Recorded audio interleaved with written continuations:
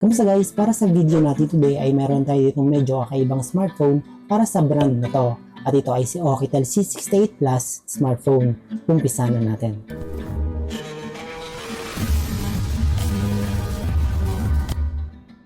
Ito guys ay medyo malaking smartphone at may screen display sa likod niya. Buksan na natin ito guys para ma-review. At dito na tayo guys sa box ni Aukitel C68 Plus. Sa kulay nito ay mayroong purple, blue, yellow at itong gray na pinili ko. Makakasama niya sa package ay user's manual SIM ejector pin, 18 watts na AC charger na may Type-C to Type-C cable, at meron din siyang semi-transparent na casing niya. At ito na yung phone natin guys, sa kanang bahagi nito ay nandito yung volume buttons at power button. Meron na din yan fingerprint na function. Sa left side naman ay SIM card SD card slot na pwede dyan dual SIM or isang SIM plus micro SD. Dito sa upper side ay walang mga ports or button at sa ilalim ay merong microphone, Type-C port at yung speaker ng phone natin. And sa likod nito ay merong 64 megapixel main camera, flashlight at yung secondary display. At okay na tayo sa parts ng phone natin, start na natin yung Android para ma-check ang buong specs at ma-test natin siya.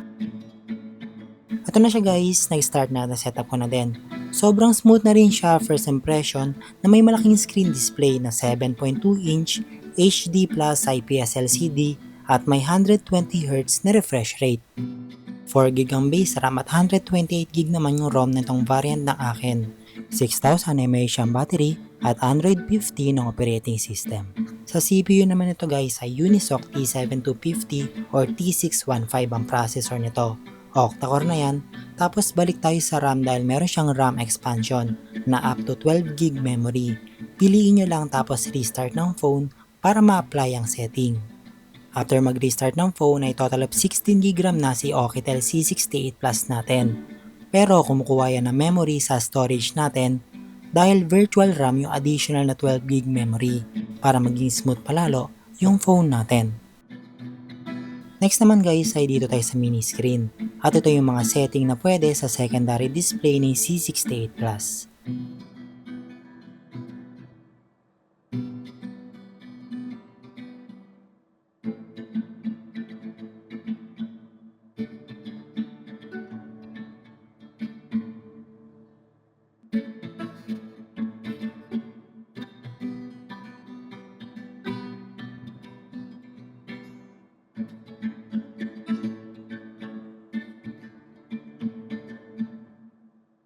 Meron siya guys na watch face selection na i-display sa likod niya. At touchscreen din ito likod na display with 1.81 inch screen at pwede rin dito mismo pumili ng layout niya. Dito rin sa likod sa pag-swipe down na makikita ang battery level. Up naman sa notifications, swipe left and right naman para makita ang camera at music player.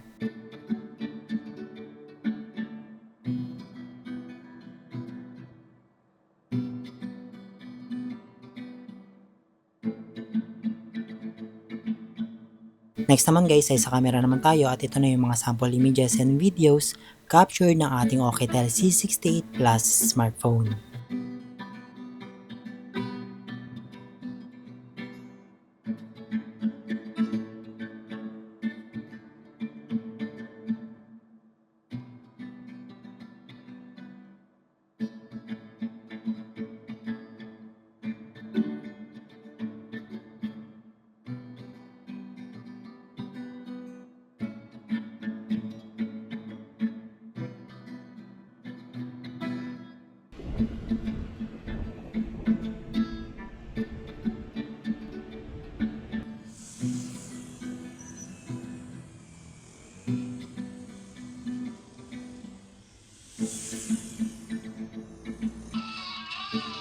Sa games naman tayo guys at dito sa Metal Slug, smooth na smooth siya at madali mag-controls kaya saktong-sakto na to sa mahihilig sa mga 2D games na katulad nito.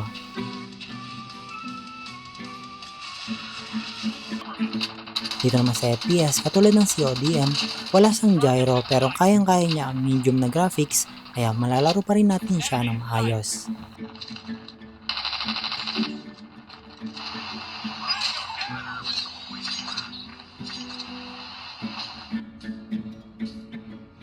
Next naman guys ay MOBA games at itong si Mobile Legends ay smooth sa medium na graphics. Kaya sakto na tong phone natin pang rank games.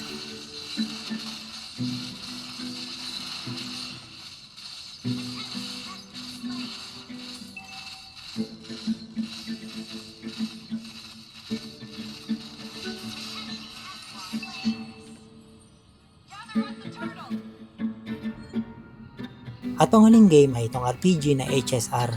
Recommended dito guys ay low setting lang tayo dahil mainit yung phone na to kapag pinilit natin sa medium na graphics.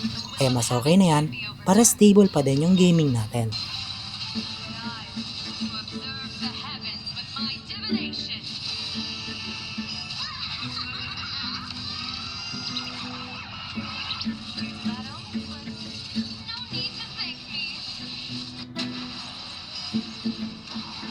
At syempre, ito naman guys, yung Antutu benchmark results ni Oukitel C68 Plus smartphone.